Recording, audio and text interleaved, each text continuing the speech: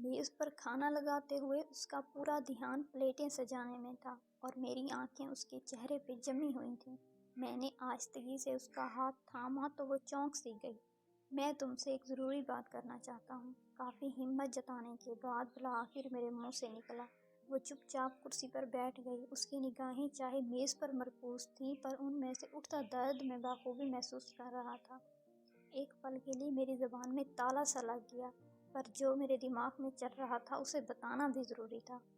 میں تمہیں طلاق دینا چاہتا ہوں۔ میری آنکھیں جھک گئیں۔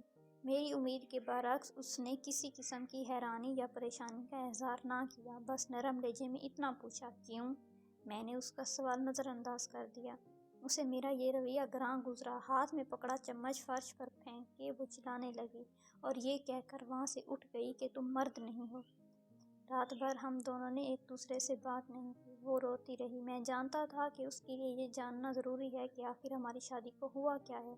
میرے پاس اسے دینے کے لیے کوئی تسلی بخش جواب نہ تھا۔ اسے کیا بتاتا کہ میرے دل میں اس کی جگہ اب کسی اور نے لے لی ہے۔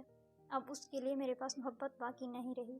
مجھے اس پہ ترس تو بہت آ رہا تھا اور ایک پچھتاوا بھی تھا، پر اب میں جو فیصلہ کر چکا تھا اس پہ ڈٹے رہنا ضروری تھا۔ طلاق کے کاغذات عدالت میں جمع کروانے سے پہلے میں نے اس سے ایک کاپی اسے تھمائی، جس پہ لکھا تھا کہ وہ طلاق کے بعد گھر، گاڑی اور میرے ذاتی کاروبار کی 30% کی مالکن بن سکتی ہے۔ اس نے ایک نظر کاغذات پہ دوڑائی اور اگلے ہی لمحے اس کے ٹکڑے کر کے زمین پر پھینک دیے۔ جس عورت کے ساتھ میں نے اپنی زندگی کے 10 سال بتائے تھے، وہ ایک پل میں اجنبی ہو گئی۔ مجھے افسوس تھا کہ اس نے اپنے انمول جذبات اور قیمتی لمحے مجھ پہ ضائع کیے، پر میں بھی کیا کرتا۔ میرے دل میں کوئی اور اس حد تک گھر کر چکا تھا کہ اسے کھونے کا تصور ہی میرے لیے ممکن نہ تھا۔ بالآخر وہ ٹوٹ کے بکھری اور میرے سامنے ریزہ ریزہ ہو گئی۔ اس کی آنکھوں میں آنسوؤں کا سمندر امڈ آیا۔ شاید یہی وہ چیز تھی جو اس طلاق کے بعد میں دیکھنا چاہتا تھا۔ اگلے روز پورا دن اپنی نئی محبت کے ساتھ بتا کے جب میں تھکا ہارا گھر پہنچا تو وہ میز پہ کاغذ پھیلائے کچھ لکھنے میں مصروف تھی۔ میں نے اس پہ کوئی دھیان نہ دیا اور جاتے ہی بستر پہ سو گیا۔ دیر رات کو جب میری آنکھ کھلی تو وہ تب بھی کچھ لکھ رہی تھی۔ اب میں نے اس سے کوئی سوال نہیں کیا۔ صبح جب میں اٹھا تو اس نے طلاق کی کچھ شرائط میرے سامنے رکھ دیں۔ اسے میری دولت اور جائیداد میں سے کچھ نہیں چاہیے تھا۔ وہ بس 1 مہینہ مزید میرے ساتھ رہنا چاہتی تھی۔ اس 1 مہینے میں ہمیں اچھے میاں بیوی کی طرح رہنا تھا۔ اس شرط کی بہت بڑی وجہ ہمارا بیٹا تھا، جس کے کچھ ہی دنوں میں امتحانات ہونے والے تھے۔ والدین کی طلاق کا اس کی تعلیم پہ برا اثر نہ پڑے، اس لیے میں اس کی یہ شرائط ماننے کو بالکل تیار تھا۔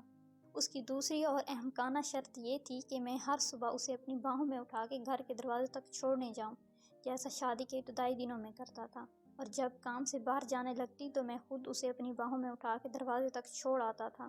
حالانکہ میں اس کی یہ بات ماننے کو تیار نہ تھا، لیکن ان آخری دنوں میں اس کا دل توڑنا مناسب نہیں لگ رہا تھا، اس لیے میں نے یہ شرط بھی مان لی۔ اس کی ان شرائط کے بارے میں جب میں نے اپنی نئی محبت سے ذکر کیا تو وہ ہنس کر بولی، وہ چاہے جو بھی کر لے، ایک نہ ایک دن طلاق تو اسے ہونی ہی ہے۔ میری بیوی اور میں نے اپنی طلاق کے متعلق کسی اور سے ذکر نہ کیا۔ شرط کے مطابق پہلے دن جب مجھے اسے اٹھا کے دروازے تک چھوڑنے جانا تھا تو وہ لمحہ ہم دونوں کے لیے بے حد عجیب تھا۔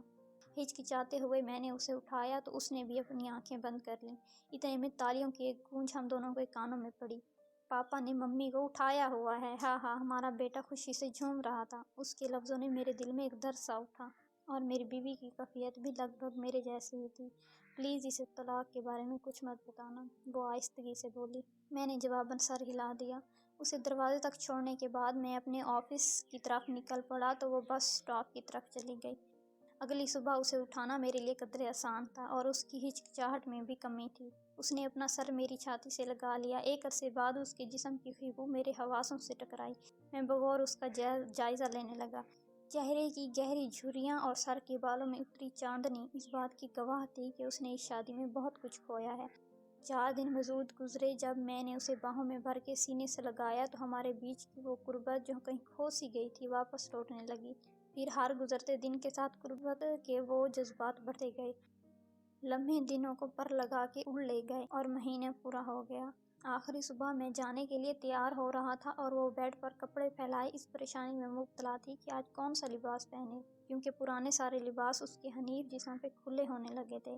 اس وقت مجھے اندازہ ہوا کہ وہ کتنی کمزور ہو چکی ہے، شاید اس لیے میں اسے آسانی سے اٹھا لیتا تھا۔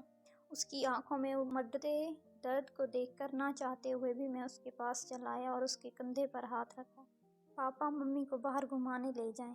ہمارے بیٹے کی آواز میرے کانوں میں پڑی۔ اس کے خیال میں اس پل یہ ضروری تھا کہ کسی طرح اس کی ماں کا دل بہلاؤں۔ میری بیوی بیٹے کی طرف مڑی اور اسے سینے سے لگا لیا۔ یہ لمحہ مجھے کمزور نہ کر دے، یہ سوچ کر میں نے اپنا رخ موڑ لیا۔ آخری بار میں نے اسے اپنی باہوں میں اٹھایا، اس نے بھی اپنے بازو میری گردن میں گرد حائل کر دیے۔ میں نے اسے مضبوطی سے تھام لیا۔ میری آنکھوں کے سامنے شادی کا وہ دن گردش کرنے لگا جب پہلی بار میں اسے ایسے ہی اٹھائے اپنے گھر لایا تھا، اور وعدہ کیا تھا کہ مرتے دم تک ایسے ہی ہر روز اسے اپنے سینے سے لگا کے رکھوں گا۔ میرے قدم فرش سے شاید جم سے گئے تھے، اسی لیے میں بمشکل دروازے تک پہنچا، اور نیچے اترتے ہوئے میں نے اس کے کان میں سرگوشی کی۔